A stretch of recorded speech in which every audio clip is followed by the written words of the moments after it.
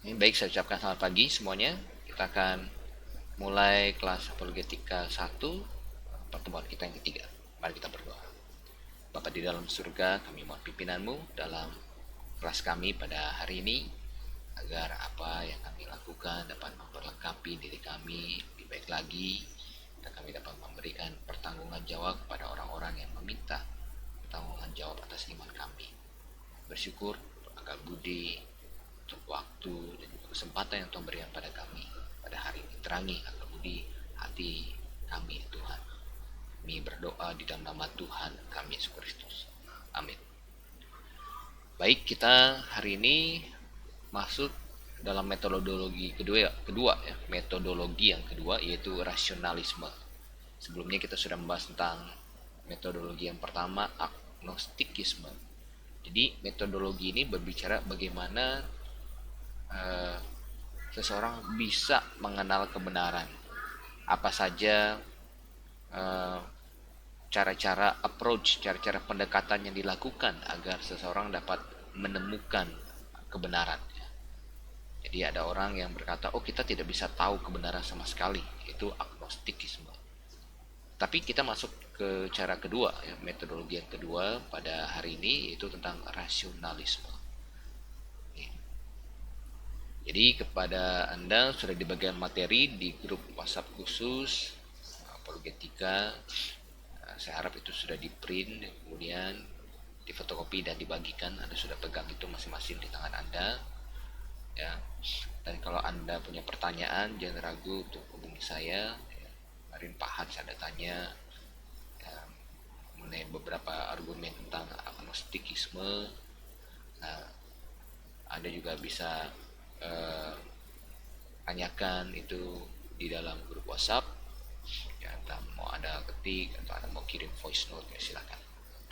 Oke, kita masuk ke pendahuluan rasionalisme.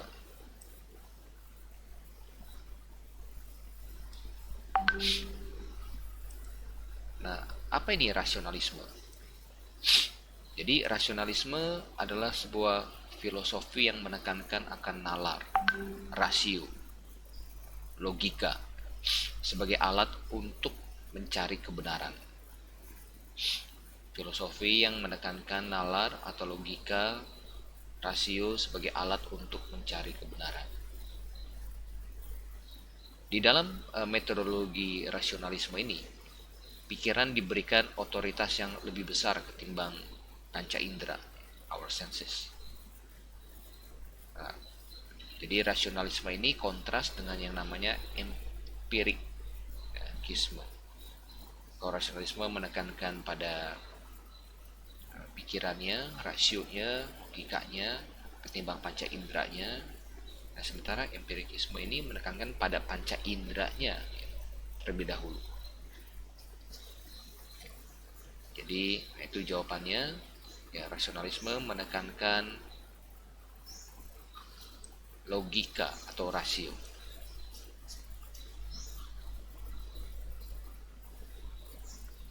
Dalam metodologi ini, pikiran diberikan otoritas yang lebih besar ketimbang panca indera. Jadi a priori lebih daripada a posteriori. Paham ini memegang posisi a priori dalam kaitannya dengan pengetahuan manusia. Nah, apa itu a priori? Apa itu a posteriori? Saya berikan note dulu di sini. Jadi a priori. Kemudian ada juga yang namanya a posteriori. Nah, apa itu a priori? Nah, menurut bisa cek sendiri ya di Kamus Besar Bahasa Indonesia, a priori ini diartikan sebagai berpranggapan sebelum mengetahui keadaan yang sebenarnya.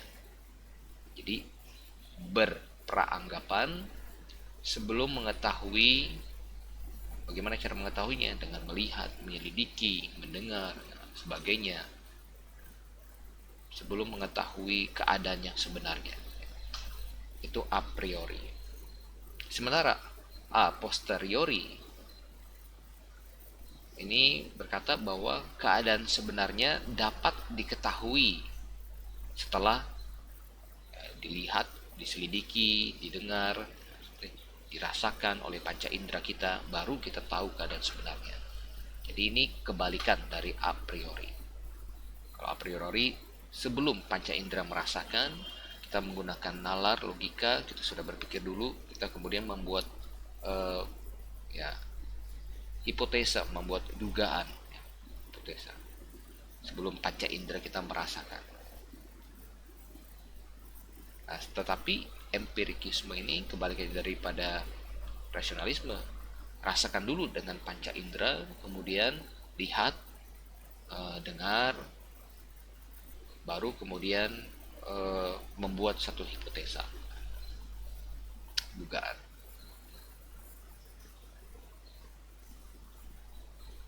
Jadi paham ini, rasionalisme memegang posisi a priori dalam kaitannya dengan pengetahuan manusia. Metodologi rasionalisme ini condong mengargumentasikan keberadaan Allah dengan memakai argumen ontologis. Jadi apa ini? Apa itu argumen ontologis? Ini adalah sebuah pemikiran perlunya sesosok pribadi yang sempurna. Jadi sebuah pemikiran perlunya sesosok pribadi yang sempurna. Jadi sebelum memakai panca indera, dia menggunakan pikiran yang terlebih dahulu, ya, rasio, nalar, logika, untuk membuat satu hipotesa, membuat satu praanggapan bahwa Allah itu ada. Nah, sementara para pendukung empirikisme yang percaya Tuhan, jadi ada, ingat, ketika kita berbicara tentang rasionalisme, empirikisme, nanti ada fideisme, ya sebelumnya kita sudah mengatakan agnostikisme, itu semuanya berbicara tentang metodologi, cara untuk mendapatkan kebenaran. Agnostikisme bilang kita tidak bisa tahu kebenaran. Rasionalisme mengajarkan kita bisa tahu kebenaran dengan memakai rasio, logika kita. Jadi ini sama sekali bukan bicara tentang kepercayaan, tapi metodenya. Jadi bisa aja ada seorang rasionalis Kristen, bisa juga ada seorang rasionalis Islam, bisa juga ada seorang rasionalis ateisme, ya, seorang rasionalis Hinduisme. Jadi yang menurut dia kepercayaan itu masuk akal. Gitu. Jadi ini sekali lagi adalah metodologi. Jadi Anda jangan bingung, jangan pulang balik. Nah, kita lanjutkan lagi tadi. Kalau para penganut rasionalisme itu memakai argumen ontologis, jadi menggunakan pikiran, nalar, untuk berperanggapan bahwa Allah itu ada sebelum ya mereka merasakan dengan panca indera mereka. Nah, tetapi empirikisme ini kebalikannya. Jadi mereka mempercayai Tuhan setelah panca indera mereka mengetahui, melihat, mendengar. Nah, argumen yang biasa dipakai oleh empirikisme ini adalah ya, kaum empiris. Ini adalah ya, argumen kosmologikal untuk membuktikan bahwa ada Allah. Jadi, setelah saya melihat alam ciptaannya, ini tidak mungkin terjadi dengan sendirinya. Ya, karena saya sudah lihat dulu ya, dengan mata saya. Nah, ini salah satu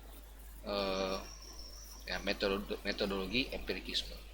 Nah, yang cocok dengan metodologi ini adalah argumen ya, kosmologikal. Jadi argumen kosmologikal mengajarkan bahwa segala sesuatu di dunia ini setelah saya lihat pasti ada penyebabnya. Jadi lebih memakai panca inderanya dulu untuk mengetahui, baru membuat satu hipotesa.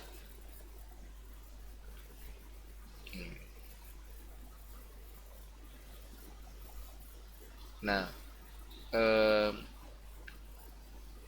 ada satu nama filsuf yang cukup terkenal, yaitu Aristoteles.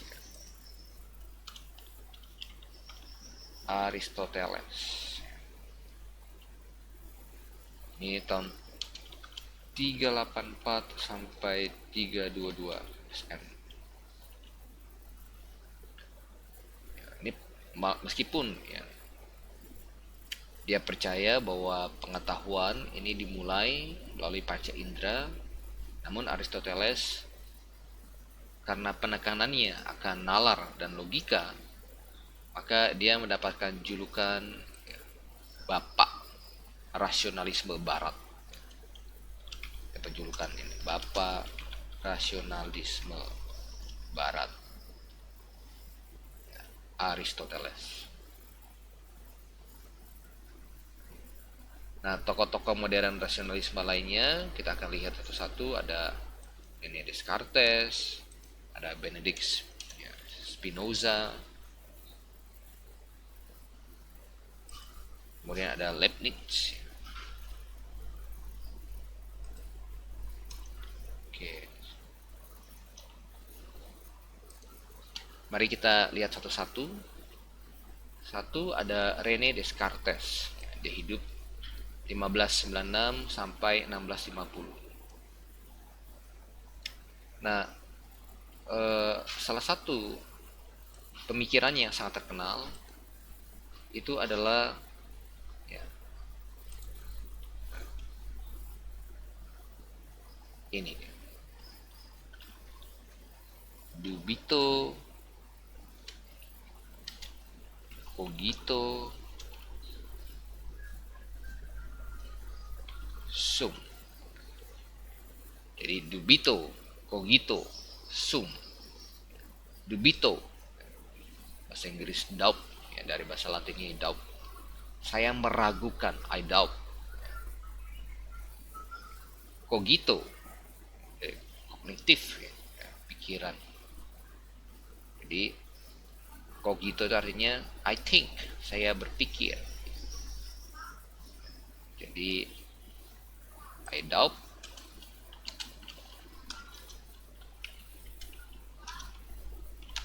I think. Kemudian sum, ergo sum. Aku ada, aku eksis.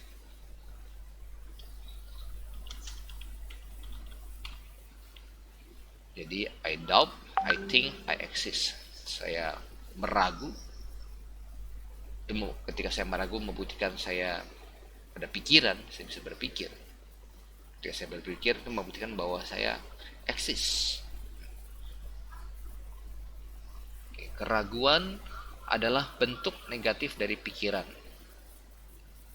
Semakin kita ragu, semakin kita yakin seseorang sedang berpikir.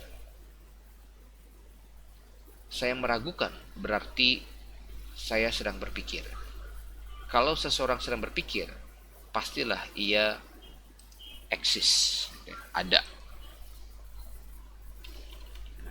Pastilah dia eksis atau ada.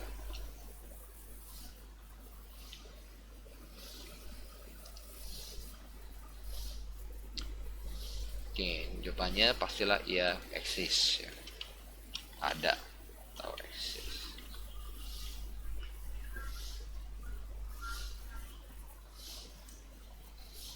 Oke. Lagi.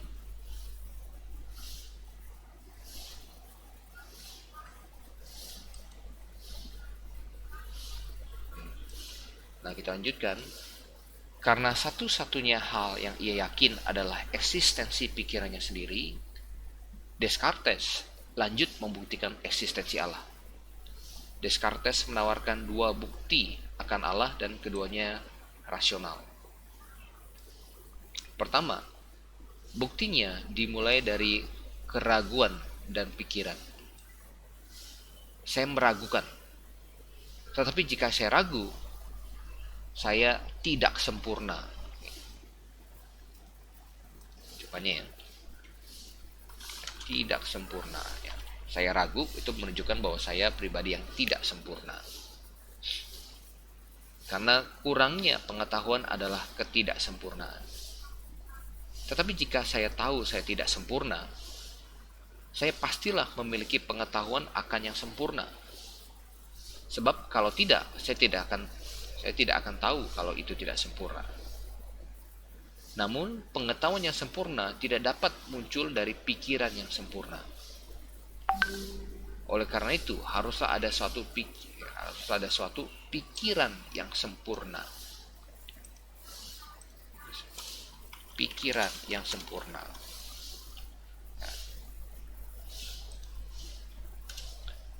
Jadi, pikiran yang sempurna itulah yang kita sebut dengan Allah. Jadi luar biasa ya, alur pemikirannya.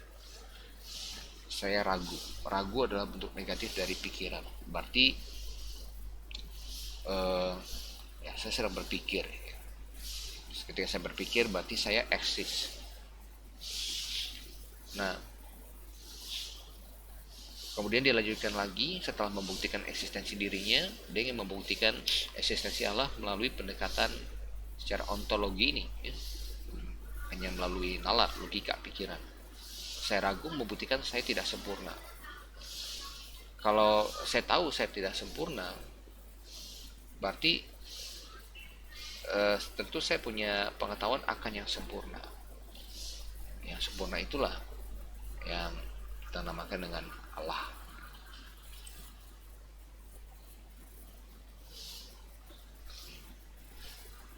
Jadi oleh karena itu haruslah ada suatu pikiran yang sempurna yang kita sebut Allah, yang adalah asal muasal pemikiran akan kesempurnaan yang saya miliki. Buktinya dimulai dari pikiran, kemudian berlanjut kepada kesimpulan bahwa suatu pikiran yang sempurna, kita sebut dengan Allah, eksis.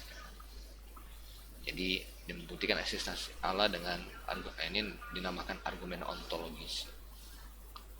Ya, pendekatan secara rasionalisme. Oke, bukti kedua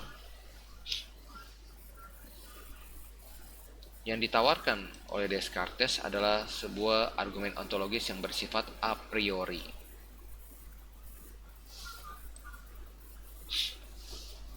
Yakni apapun yang diperlukan bagi esensi dari satu hal tidak dapat absen dari hal tersebut.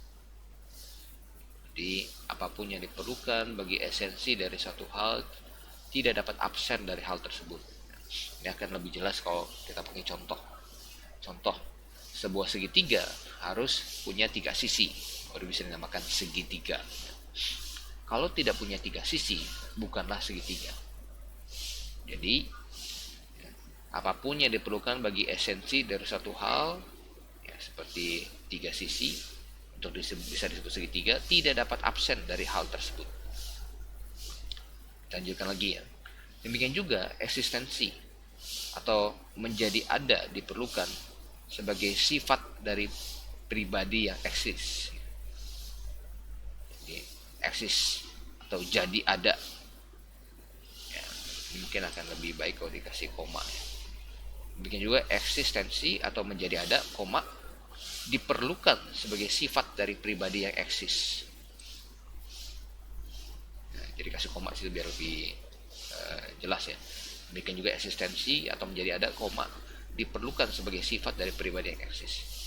Oleh karena itulah sesosok pribadi yang ada haruslah ada. Eksistensi adalah sebuah elemen yang diperlukan dalam pemikiran pribadi yang sempurna secara absolut. Apapun yang kurang dalam eksistensi berarti kurang dalam kesempurnaan. Oleh karena itu, pribadi yang sempurna secara absolut haruslah ada. Karena kalau ia tidak ada, pemikiran yang kita miliki pastilah bukan pribadi yang sempurna secara absolut. Jadi ya, ini cara Descartes membuktikan ada Allah melalui pikiran, ya, melalui pendekatan secara rasionalisme. Jadi yang paling terkenal adalah perkataannya, pemikirannya ya. Dubito cogito ergo sum. I doubt, I think, therefore I exist. Saya meragukan, saya berpikir, Karena itu saya ada. Oke, kita masuk sekarang ke tokoh yang kedua, yaitu Spinoza. Ya.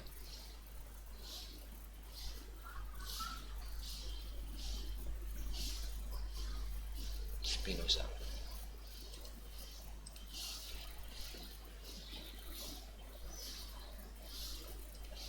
Spinoza ini lebih muda dari Descartes, 1632 sampai 1677.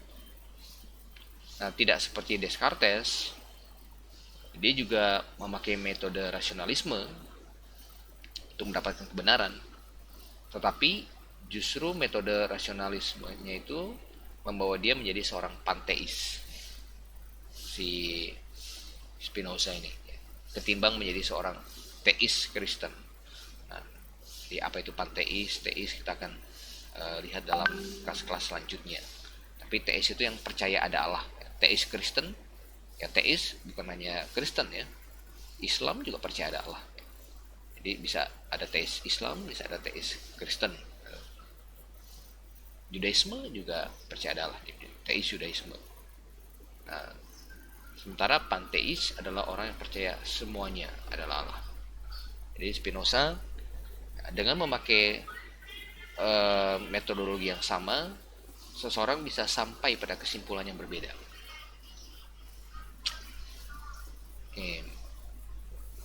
Kita lihat berkaitan dengan Allah, argumentasinya adalah sebagai berikut. 1. Sesosok pribadi yang diperlukan haruslah eksis, kecuali ada sebab yang cukup untuk menjelaskan mengapa hal itu tidak eksis. Karena segala sesuatu haruslah memiliki sebuah sebab, baik untuk eksistensinya maupun untuk non-eksistensinya. Tetapi jelas tidak ada sebab yang cukup untuk menjelaskan mengapa pribadi yang harus ada tidak eksis atau tidak ada. Oleh karena itulah Allah haruslah eksis. Jadi Allah haruslah eksis karena ya, tidak mungkin ya, ada sebab yang cukup untuk menjelaskan mengapa pribadi yang harus ada tidak ada. Tidak ada penjelasan cukup. Oleh karena itu, maka Allah haruslah, pribadi yang ada, haruslah eksis. Yang kedua, pernyataan bahwa sesuatu harus ada atau eksis tidak dapat dihindarkan. Karena bahkan kalau seseorang berusaha untuk menyangkal bahwa ada sesuatu yang eksis, maka ia harus menyangkal eksistensi dirinya sendiri ketika ia melakukan penyangkalan itu. Tetapi eksistensi ini haruslah antara terbatas dengan tidak terbatas. Dan karena segala sesuatu harus memiliki sebuah sebab, pastilah ada sebuah sebab yang cukup mengapa eksistensi ini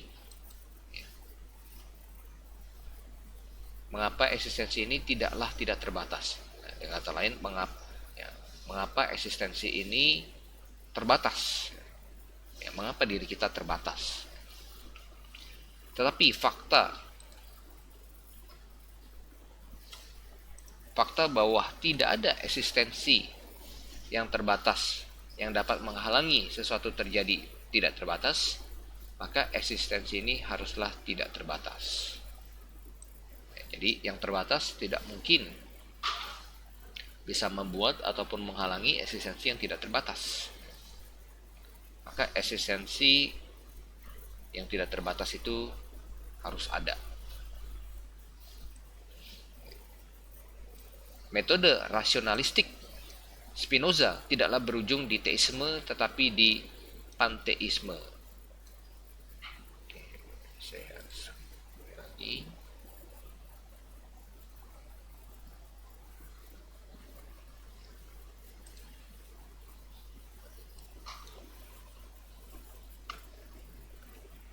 Metode rasionalistik Spinoza tidaklah berujung di teisme tetapi di panteisme.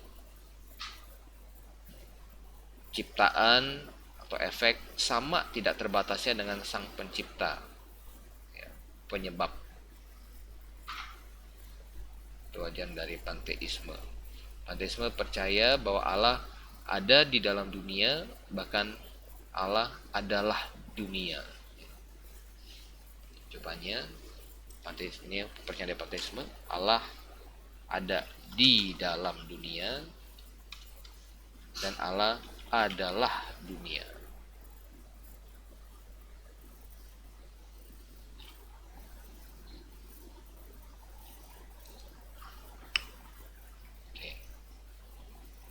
Jadi menarik ya, dari argumentasi Spinoza dibilang karena eksistensi kita terbatas, maka kita tidak mungkin menyebabkan eksistensi yang tidak terbatas, yaitu Allah.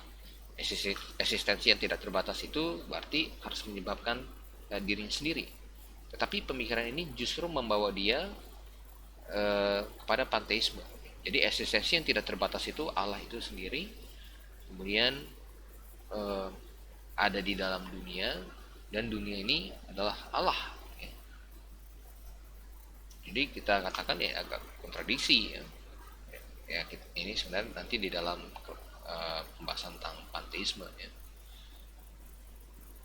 Bagaimana dari pemikirannya Spinoza sendiri eksistensi yang terbatas ini bisa berubah menjadi eksistensi yang tidak terbatas.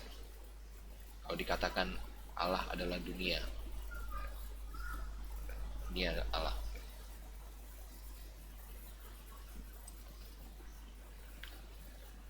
Oke, sekarang kita masuk ke tokoh rasionalisme yang ketiga, yaitu Leibniz. Ini 1646 sampai 1716 AD ya. Nah, Leibniz ini dia adalah seorang teis.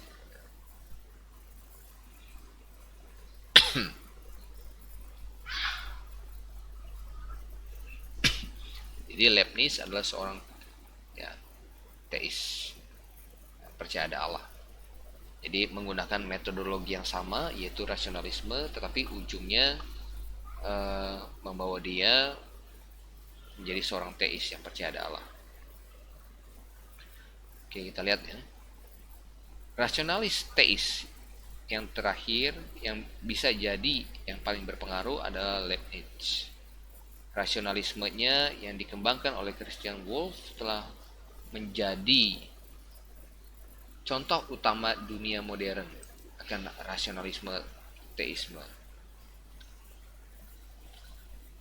Argumentasi Leibniz akan Allah sama seperti Anselm dan Descartes, ia berargumentasi. Karena kalau memungkinkan bagi sesosok pribadi yang sempurna secara absolut untuk eksis, maka ia haruslah eksis. Karena berdasarkan definisi adalah sifatnya sendiri sebagai pribadi yang sempurna secara absolut untuk tidak kekurangan apapun, termasuk dalam hal eksistensi. Jadi pribadi yang sempurna tidak ada kurangnya, termasuk tidak kurang dalam hal eksistensi.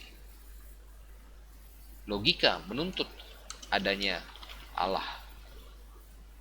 Logika menuntut adanya Allah. Oke, yang kedua, dari pengalaman kita tahu bahwa seluruh alam semesta yang dapat diamati berubah. Tetapi apapun yang berubah, kekurangan dalam dirinya sendiri alasan bagi eksistensinya. Oleh karena itulah, pasti ada sesuatu di luar dunia ini, sebuah alasan atau penyebab yang cukup untuk eksistensinya. Oleh karena itu, adalah perlu secara logika menyimpulkan bahwa ada penyebab pertama dari dunia ini yang memiliki alasan yang cukup dalam dirinya sendiri untuk eksis.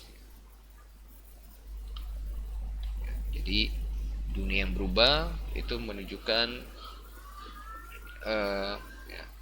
kekurangan dalam dirinya sendiri untuk eksis. Kalau kita tahu ada dunia ini berubah, kita bisa tahu ada pemikiran pengetahuan dunia ini berubah. Kalau kita tahu dunia ini berubah, pasti bagaimana kita tahu berubah? kita bisa lihat ya, dengan panca indera kita, umur kita, kondisi fisik kita jadi tua, berkerut, berubah. Nah, kalau kita tahu ini berubah, berarti kita juga memiliki pemikiran, kita juga punya pengetahuan tentang tidak berubah itu seperti apa sih. Nah, kalau kita punya pengetahuan atau pemikiran tidak berubah itu seperti apa, ini menunjukkan kepada kita bahwa ya, di luar dunia ini ya, pasti ada eksistensi yang tidak berubah. Ada eksistensi yang tidak berubah. Nah, oleh karena itu, ya, eksistensi dari yang tidak berubah ini haruslah ada, karena kita saja tahu bahwa dunia ini berubah. Berarti kita punya pengetahuan apa yang tidak berubah. Berarti ada yang tidak berubah. Nah, oleh karena itu, ya, pribadi Allah pastilah eksis. Kita lanjutkan lagi. Prinsip kecukupan alasan Leibniz menuntun pada Allah yang adalah penyebab dirinya sendiri. Karena segala sesuatu haruslah memiliki sebuah alasan atau penyebab, termasuk Allah, maka Allah pastilah penyebab dirinya sendiri. Ingat, di dalam agnostikisme kemarin, salah satu keberatan mereka ya, yang berkata kita tidak bisa tahu kebenaran, ya, hubungan sebab akibat tidak dapat dipakai karena ada antinomi, ada terjadi kontradiksi. Nah, karena kan dikatakan segala sesuatu ada penyebabnya, berarti Allah juga ada penyebabnya. Tetapi kita counter bahwa yang menjadi catatan, segala sesuatu yang perlu penyebab adalah segala sesuatu yang terbatas. Segala sesuatu yang terbatas, yang berubah itu perlu penyebab. Tapi ya, sesuatu yang tidak terbatas tidak perlu penyebab. Kemudian kita juga bisa menjawabnya dengan cara kedua, yaitu argumentasi Leibniz ini, bahwa ya segala sesuatu perlu ada penyebabnya. Juga dengan Allah. Siapa yang menyebabkan Allah? Adalah ya, dirinya sendiri. Ya. Jadi Leibniz berargumentasi Allah penyebab ya, dirinya sendiri. Allah penyebab dirinya sendiri. Oke. Itu 3 tokoh rasionalisme yang sangat populer. Yang dua, Descartes dan Leibniz menjadi seorang teis.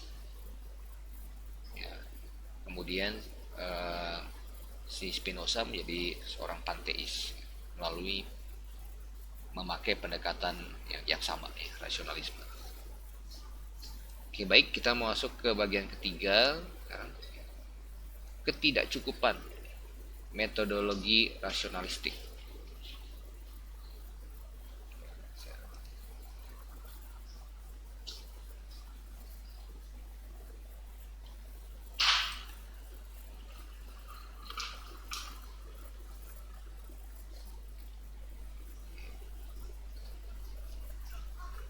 Nah, meskipun metode rasionalisme ini sangat berguna dalam kita untuk menentukan apa yang benar dan apa yang tidak benar, di apalagi Tuhan berikan pada kita akal budi, kita bisa pakai. Tetapi kalau hanya mengandalkan rasio saja, ya tidak cukup.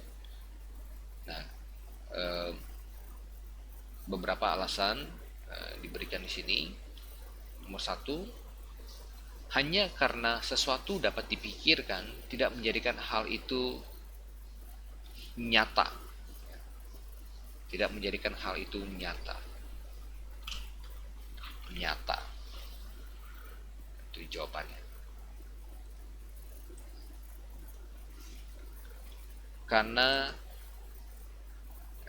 Hanya karena sesuatu dapat dipikirkan tidak menjadikan hal itu ya aktual atau nyata. Sesuatu yang dapat dipikirkan hanya menggambarkan dunia kemungkinan dan tidak harus kenyataan. Apa yang tidak bertentangan bisa jadi, itu jawabannya.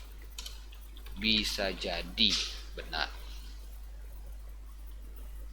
Apa yang tidak bertentangan bisa jadi benar.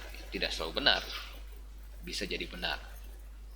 uh, lihat misalkan uh, klaim-klaim dari pihak Muslim, ya, klaim-klaim dari pihak saksi Yehova, ya, kemudian klaim-klaim dari uh,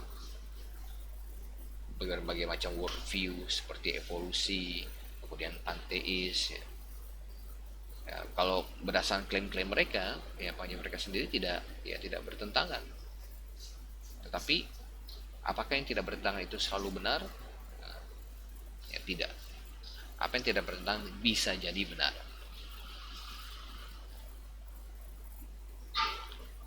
Kemudian sementara apa yang bertentangan tidak mungkin benar. Tidak mungkin benar. Jadi apa yang tidak bertentangan bisa jadi benar, sementara apa yang bertentangan tidak mungkin benar. Contoh, bisa saja ada Centaurus.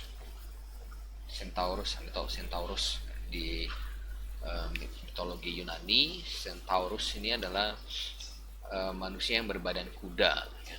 Centaur, manusia berbadan kuda yang biasanya ada di film-film science fiction. Centaurus, manusia berbadan kuda. Ya, jadi ya memungkinkan ya, di film-film itu ya, manusia berbadan kuda.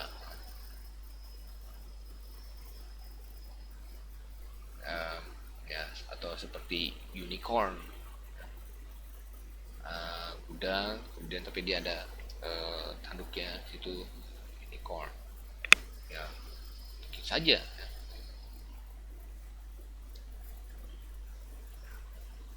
Kemudian ada manusia, itu ya memungkinkan dan fakta. Tetapi tidak mungkin ada lingkaran yang segi empat, karena itu sudah bertentangan. Ya. Lingkaran segi empat ya, itu sudah pasti salah, tidak mungkin benar, bertentangan.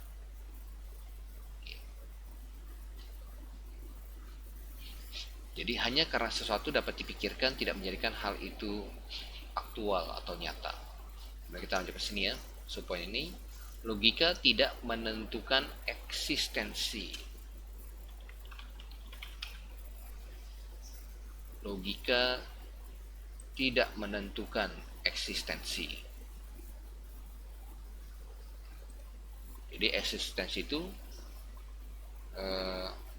logika hanya bisa memberitahu kita bahwa kita eksis, tapi dia tidak menentukan eksistensi. Baik, kita masuk ke mengapa kita katakan metodologi rasionalistik saja tidak cukup. Dua, para rasionalis memiliki aksiom yang berbeda-beda dan menarik kesimpulan yang berbeda-beda pula. Para rasionalis memiliki aksiom yang berbeda-beda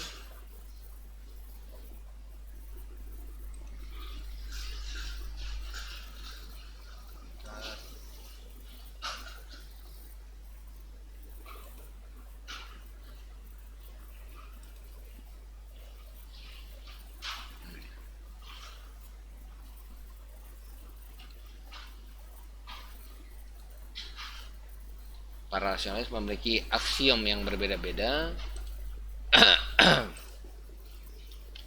dan menarik kesimpulan yang berbeda-beda pula. Jadi contohnya Spinoza akhirnya menjadi seorang panteis dari kesimpulan logikanya, sementara Leibniz dan Descartes menjadi seorang teis. Nah, teisnya dengan paham yang berbeda pula. Oke. Nah, ya, apa yang maksudnya aksiom? Aksiom ini adalah sebuah pernyataan yang dianggap benar. Sebuah pernyataan yang dianggap benar. Aksiom. Sebuah pernyataan yang dianggap benar.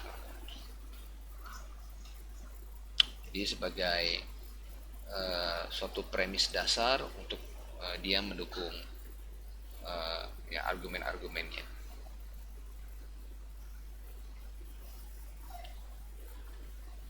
Jadi lihat dari rasio saja, dari logika nalar, seorang akhirnya sampai pada kesimpulan yang berbeda-beda. Jadi tidak mungkin dijadikan sebagai satu patokan cara untuk mendapatkan kebenaran. 3. Logika saja dapat dipakai sebagai alat yang paling baik sebagai negatif test dan kebenaran. Artinya, logika dapat dipakai sebagai sebuah tes untuk membuktikan suatu keyakinan atau pemikiran salah atau tidak berdasarkan ketidakkonsistenan secara internal. Tetapi terbatas untuk mengetahui apakah yang sungguh-sungguh benar. Apakah yang sungguh-sungguh benar.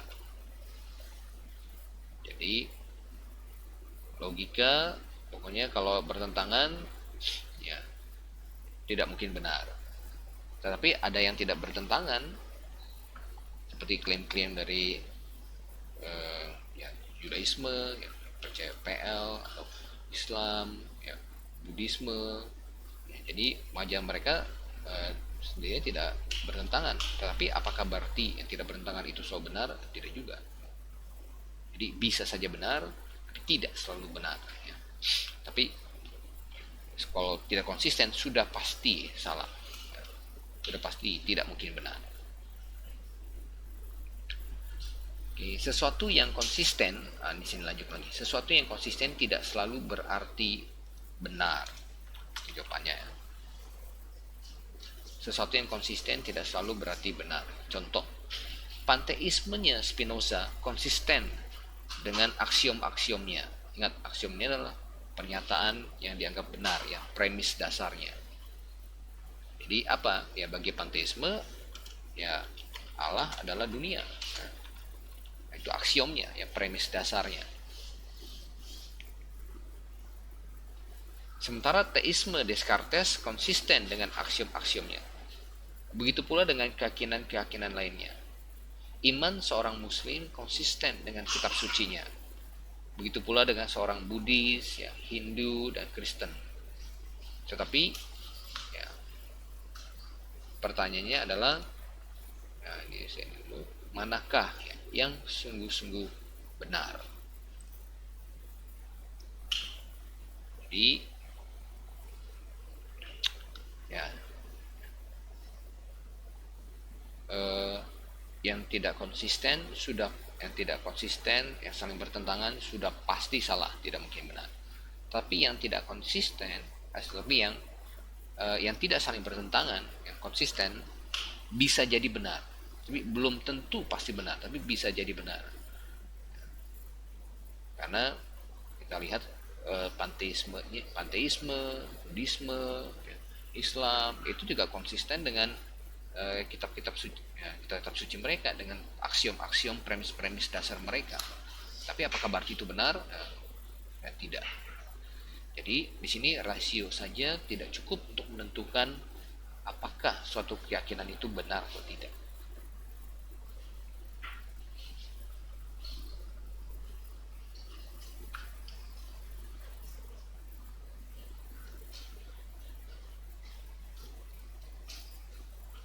Yang sungguh-sungguh benar.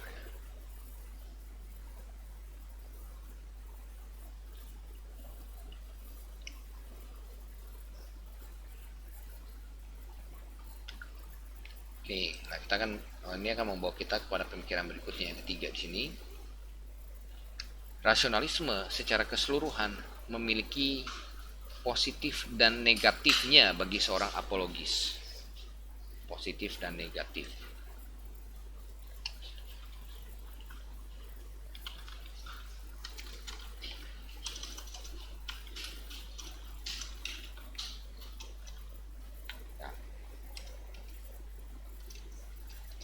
Dan negatif seperti itu. bagi seorang apologis. Rasionalisme yang tidak terbatas ini apa itu? Rasionalisme yang tidak terbatas adalah rasionalisme yang menyangkal semua bentuk pewahyuan.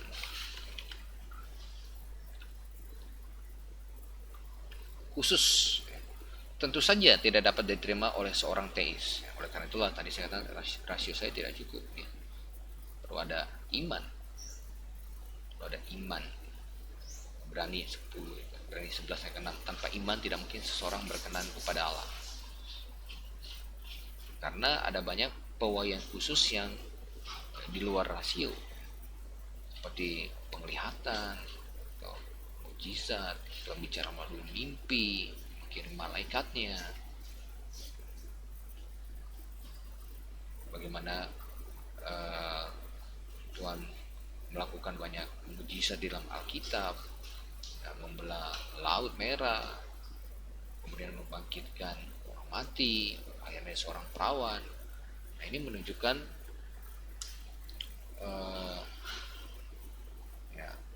hal-hal yang secara rasio kita itu di luar rasio kita, ya, di luar rasio kita, dan itu ya, kita terima dengan iman, kita terima dengan dasar dari sesuatu yang kita harapkan, bukti dari sesuatu yang tidak kita lihat. Nah, nanti ada juga sih ya, metodologi yang hanya menekankan iman saja, dan itu pun juga keliru, ya.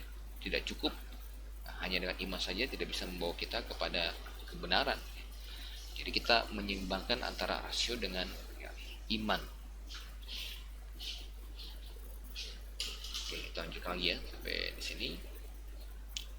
Dan segala bentuk rasionalisme yang menyangkal teisme tentunya tidak sejalan dengan ajaran Alkitab.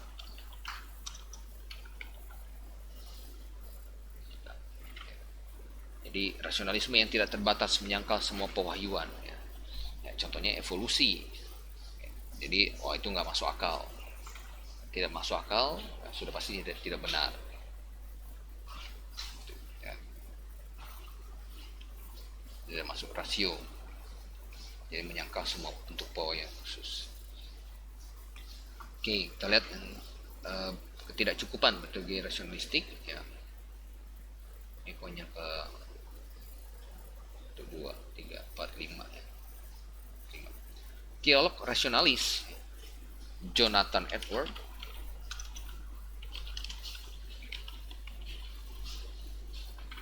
membuat pembedaan yang penting. Semua kebenaran diberikan melalui pewahyuan. Semua kebenaran diberikan melalui pewahyuan, baik umum maupun khusus. Dan pewahyuan itu harus diterima dengan logika. Pewahyuan itu harus diterima dengan logika. Logika atau nalar adalah alat yang diberikan Tuhan untuk menemukan kebenaran yang Allah telah singkapkan, baik di dalam dunia maupun di dalam firman-Nya. Meski Allah ingin menyentuh hati dengan kebenaran, namun Allah tidak mengesampingkan pikiran untuk mencapai tujuannya itu. Kata-kata yang bagus dari Jonathan Edwards. Oke. Baik, itu adalah pembahasan kita tentang rasionalisme. Nah, bagaimana dengan iman, ya, rasionalisme dan iman. Jadi, nah, kita lihat pembahasan tentang iman nanti akan dibahas di topik tentang fideisme. Fideisme. Oke, tutup.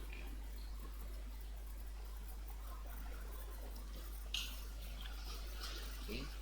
Kalau Anda punya pertanyaan, ya silakan langsung kirimkan saja ke grup WhatsApp. Anda bisa tanya di situ. Oke, kita tutup dalam doa dulu. Bapa dalam surga, kami ucap syukur untuk waktu yang sudah memberi kepada kami. Mohon Tuhan terangi akal budi kami yang dapat mengerti, ya Tuhan, dan kami semakin memahami, dapat membangun diri kami lebih baik lagi, supaya kami dapat juga memberikan pertanggung jawab pada orang-orang yang meminta kepada kami. Mohon Tuhan sertai kami semua. Kami berdoa dalam nama Tuhan kami Yesus Kristus. Amin.